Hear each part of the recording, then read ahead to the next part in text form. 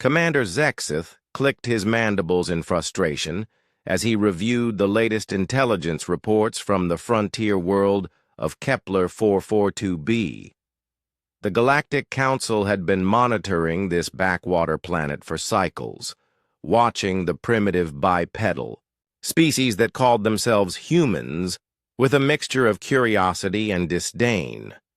Most civilized species had written them off as another failed experiment in evolution, too aggressive, too emotional, too unpredictable to ever join the greater galactic community. But the reports coming from the Outer Rim were troubling. "Tell me again about this incident," Zexith commanded, his four eyes focusing on Lieutenant Velka, a junior officer from the Reconnaissance Division. Velka's scales shifted to a nervous purple hue. "Sir, it happened in the contested zone where the Chiron pack hunters have been expanding their territory. You know how the Chirons operate. They're apex predators, completely ruthless. Their young are born already programmed for violence. The Chirons were indeed fearsome, standing nearly 3 meters tall on their hind legs with powerful jaws that could crush titanium and pack intelligence that had dominated 17 star systems. They were considered one of the galaxy's most efficient killing machines. Their society was built entirely around the hunt, and they showed mercy to no other species." "Continue," Zexith growled. "A Chiron hunting pack was tracking a human settlement when they encountered unexpected resistance. During the conflict, their den mother was separated from her cubs, 3 juveniles, barely past their first molting. In Chiron society, lost cubs are considered dead. The pack moved on." Zexith knew this was standard Chiron protocol. Weakness could not be tolerated, not even among their own young. "And?" "The cubs were found 3 days later by our surveillance drones. But, sir?" Velka's scales shifted to an even deeper purple. "They weren't dead. They were nestled against a human male, sleeping peacefully. The human had been feeding them, keeping them warm, protecting them from the other predators in the area."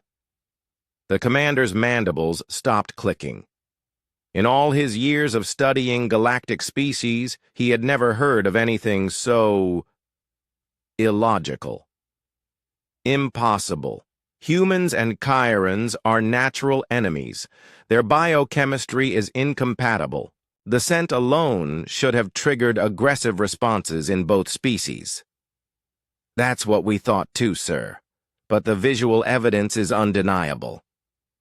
Velka activated a holographic display showing footage from the surveillance drone. Zexith watched in stunned silence as the recording played.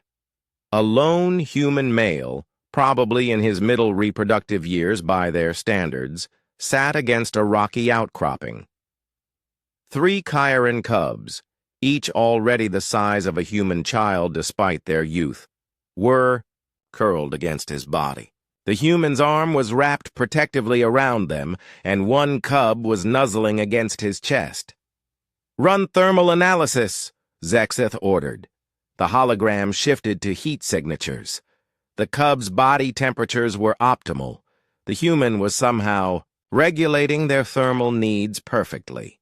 More impossibly, stress hormone readings from all 4 subjects were at baseline levels. They were comfortable with each other. "How is this possible?" Zexith whispered. The recording continued. The human was sharing his food with the cubs, standard military rations that should have been toxic to Chiron physiology. But the cubs were eating eagerly, their tails wagging in what their xenobiology experts had identified as contentment. "Sir, there's more," Velka said hesitantly. "The humans' unit had been tracking him. When they found him, their initial reaction was to eliminate the cubs as potential threats. Logical. Zexith agreed. The human refused. He stood between his own species and the Chiaran young, threatening to fight his own kind to protect them. Eventually, his pack leader, they call them sergeants, agreed to help construct a shelter for the cubs until they could be safely relocated. Zexith felt something cold settling in his thoracic cavity. "Show me." The next sequence was even more bewildering. Multiple humans working together to build a protective enclosure for 3 Chiaran cubs. The cubs, meanwhile, followed the original human around like devoted offspring, completely ignoring their natural instincts to establish dominance hierarchies through violence. "Have the cubs' parents been contacted?" Zexith asked. The pack initially refused to acknowledge the cubs' existence, standard protocol for lost young. But when they learned humans were involved, they sent a representative to investigate. The den mother arrived yesterday. And she observed the interaction for 6 standard hours. Then she did something our xenobiologists say is unprecedented. In Chiaran history, she formally adopted the human into her pack structure. Zexith's mandibles began clicking rapidly again. "That's impossible. Chiarans don't adopt. They don't form cross-species bonds. They certainly don't accept prey species as pack members." "Nevertheless, sir, it happened. The den mother has declared the human to be an honorary Chiaran, with full pack protection rights. She's established a new den near the human settlement. 3 other Chiaran packs have requested similar arrangements with nearby human colonies." The commander slumped in his chair, his exoskeleton creaking under the weight of this revelation. For centuries, the Galactic Council had assumed that advanced civilization required the suppression of primitive emotional responses. Logic, efficiency, and genetic optimization were the hallmarks of evolved species. Humans, with their chaotic emotions and illogical behaviors, had been dismissed as evolutionary dead ends. But this changed everything. "Sir," Velka ventured, "what are your orders?" Zexith stared at the frozen hologram showing a human and 3 Chiaran cubs sleeping peacefully together, natural enemies cuddled like family. Against all logic, against all precedent, against everything the galaxy thought it knew about interspecies relations, it worked.